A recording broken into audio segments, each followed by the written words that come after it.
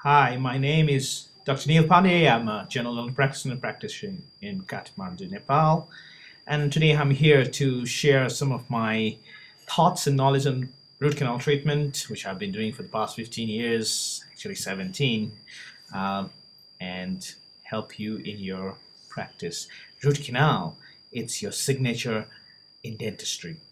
Your canal, however you fill it, will last for a long time, and that's acts as a signature. If you do it well, the signature lasts longer. Okay, having said that, when you look at a canal, I mean, it's just like a canal that we see in a desert. We've got a lot of shrubs around, we've got a canal, and our job is to remove all those things from there, clean it in a perfect condition as much as we can, and then try to seed it in every possible way. That's what root canal is all about, right?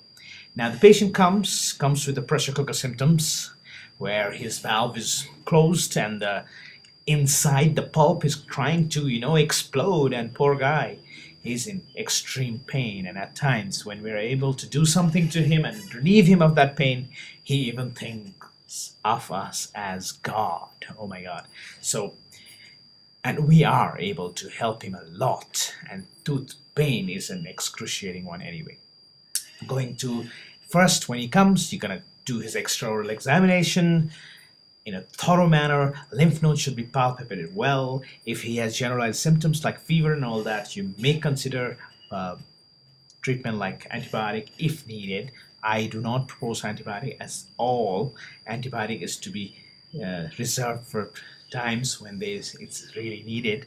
For root canal, there is no role of antibiotic. There is a randomized meta-analysis which has proven that already.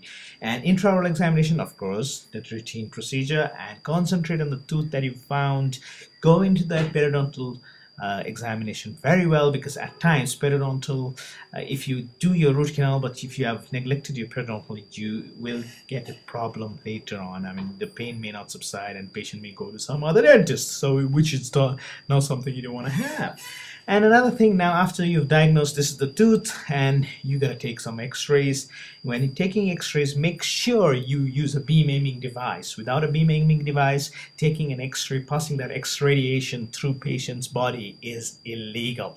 I mean, it does not give you the full 1:1 view, which is what you want, a perfect one. And when you take the x-ray, make sure you read it well. It's a crime to take an x-ray and just diagnose a problem and straight jump into it. You gotta see everything around it. Periodontal ligament, the bony structures, the root morphology, the canal, how it is, and everything. And you can use magnifications. If you're using software, you can just magnify. You can and find out the cause of the problem very well before you pick up your handpiece to do something. And in my practice, I use these armamentarium. I always use surface anesthetic, and loads of others stuff which you can see. I used J. Morita Dentaport JetX to do my preparation, which is the endo motor along with the apex locator.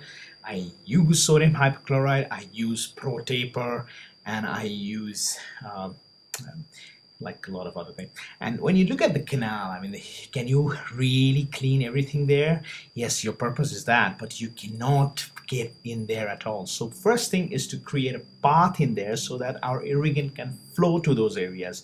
To do that, first we have to find the canal swell and just get in a path. We cannot go into the in between those canals, but at least we can try to let the irrigant flow in there. When I talk about irrigant, it has to be sodium hypochlorite to remove the area. But having said that, you have to be very careful when using sodium hypochlorite. Rubber dam is a must, and you have to make sure you have made a wall before you going in the sodium hypochlorite. If it is a class 2 restoration, you got to restore it first and then only go into the root canal inside. I use Fuji 7 to restore usually in that kind of scenario. And when we go after restoration, we can make an access. Access is the most important thing in endodontics, in dentistry, in everything. If you don't have access, your life is, you'll not be here. So access gotta be clear. You gotta make it straight line access so that your path, the files can go easier, your irrigants can flow well, and the bugs can be removed easily. When you have a straight line access, your chances of breaking a file is less. At the same time, your this irrigant going in is so much better, which is what you want. We want no bugs there. We cannot sterilize the tooth unless we autoclave it, but at least we can try to make it bacteria, the amount of bacteria, the number of microbial load at a lower level. And then of course other antimicrobial which I use is the Endoblock and things like that, which is really helpful for me. It's from Dentistry, and the non-end cutting burr really helps you in making sure that you do not perforate the tissue later on. When you are scouting the canal, when you're making the access that is straight. Once you do that, you just take a number 10 file, put some lubricant like Glide I use, and go inside and just scout the canal. Do not force it in, just coronal 1/3. I call this working length 1 or coronal working length. You just go till there, just very passively, and try to scout it around, and that's it. By doing that, you're trying to remove the coronal portion of those pulp tissue, which is actually laden with microbial organisms more than in the apical region. So you got to take out the upper portion first, and then you go into with your pro taper files. You can go with number S1 file, which is a up to the working length that is predetermined, like as I said, the coronal working length, not the full working length. Talking about pro taper, it's a progressive taper. Basically, all these scientific, more than the scientific, the main thing it's trying to make it is a smooth path for your irrigant to flow. When you have a conical path like that, you can flow your irrigant better, and at the same time seal those orifices better, because you're got a aperture that can go in better, and you're trying to remove all the surfaces that are laden with bacteria. So you gotta make it like a Suez Canal, make a straighter path for the ship to flow, and ship will flow faster, better, and more efficient, and there are no blockages here and there which can cause you problem later on in life. That's a beautiful picture of Suez Canal there. With just think of it as an irrigant passing through the canal. Now, when we talk about a pro taper, usually we start with the number 10 file up to the coronal length, coronal working length. As I said, just don't go all the way in, just up to that, and then you progressively go with the other one. And there's a course for this. I mean, we need to sit down and really work on this. This lecture of small time will not be sufficient for telling you everything about this. But anyway, the idea is to create a path that is progressive tapering in nature. One thing that I would really like to emphasize is, then once you go the coronal 1/3, then the next part is the apical. You gotta be very careful if their canals are curved and things like that. You may use things like path files to create a path. We call it a glide path prior to using rotary instrument, if you are using those. I generally use rotary instrument in my, but I have learned to make way. I mean, if you don't want to fracture a file, if you want to create a path, if you don't want to create a ledge, you got to use your hand files time and again, so that you can recapitulate on the path you've made. You got to make it you know, devoid of any debris and things like that. And the most important step in endodontics, as I said, the path is meant to get the irrigant in, is the irrigation. And there is nothing so far has been found as good as sodium hypochlorite, which is a normal bleach. And a 3% bleach, that's what I use. Heated, because they say efficacy is better if you heat it to around 40 degrees, let's say. It'll act better. And if you see this, the 1,000 times this thing, what do you call the root canal surface, which was irrigated by saline alone, see, there's nothing actually has happened. You can see a lot of debris lying around there. it has not removed any of the stuff that we want to remove. That's why the failure. Now this is the picture of a one with a sodium hypochlorite and EDTA, and look at that. I mean, it's opened up all the tubules and all that, and that's where you want your sealer in. That's where you want no bugs around. Of course there will be bugs, you can't get 100% unless you autoclave it, but at least you can open those tubules, create a path for the sealant to flow and seal it. Dentistry is a lot about sealing anyway. This is another picture which can depict better, like you can see those tubules, actually odontoplast there, but I wanted to show you the one when you remove all those odontoplast and everything from inside, and you just try to seal all those tubules, and you gotta use EDTA at the end so that you can open up those mere layers. Without EDTA, last thing has to be your EDTA, and then sometimes you can use chlorhexidine as well.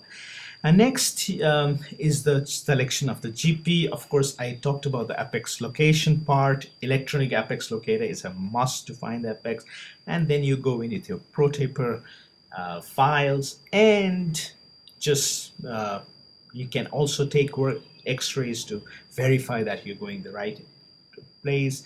And the most important thing at the end is the coronal seal. In dentistry, in endodontics, the main thing is cleaning, and when you clean it with irrigant and when you seal it with that coronal seal on top, you are very much sure that you're gonna be successful, unless of course there are a lot of some patients where the host immune response itself doesn't give, or the canals we cannot find too well. In cases where there are fractures like vertical root fractures and things like that, sometimes our root canal can go into a failure. But other than that, normally if we clean it very well, if the root canal is one of the most successful treatment in dentistry. Yes, implants are great, but root canal is your own tooth. Implant is implant after all. And now again, talking about the different anatomical variants, you cannot get in everything, but you can actually open it up, and you can with the sodium hypochlorite you can dissolve those tissues, and those tissues can be removed effectively so that your sealer and your gutta percha can go in and seal those areas as much as possible. And when it's sealed, when the bacteria, whatever is there, will be killed and devoid of any nutrition, there will be chances of it being better. And one of the most difficult tooth to treat is upper first molar, which is usually has 4 to 5 canals, and looking for those canals is a must. And if you can use a loop to do that, and if you get a technique, there is a certain technique of getting those MB2 canals, which needs proper skill orientation and training. Another thing about root canal pain from root canal treatment is because of your over instrumentation. Nowadays, with the proper apex locator and the motors, we hardly go beyond, and root canal has become so much better. Another thing is putting the file in the same place all the time, and that can cause ledges. When you know that do not force in the file, just let it slide in slowly.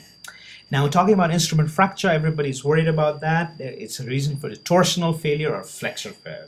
When we talk about torsional failure, when it engages into a tough area, like let's say you're putting a pencil in a sharpener and you're trying to force it around, that's what torsional failure is. Where a flexor failure is like if you take a small rod, like small wire, and you go bend up and down, up and down, up and down, and that's what is your. So those two kind of failures can happen in root canal treatment. And the failure of fatigue, the bending up and down, can happen if there is a canal is very much rotated, or binding is when you force it in too much, when you do not recapitulate, when you do not go with the files, like the in between. You got to do that. And last but not the least, for the root canal treated tooth and the posterior region, post is not recommended as such, because post has tend to fracture, a lot of tooth structure. If you can really make a composite restoration with I use a PFS sealant at the coronal bit, and then if you can just really give it a good one, it'll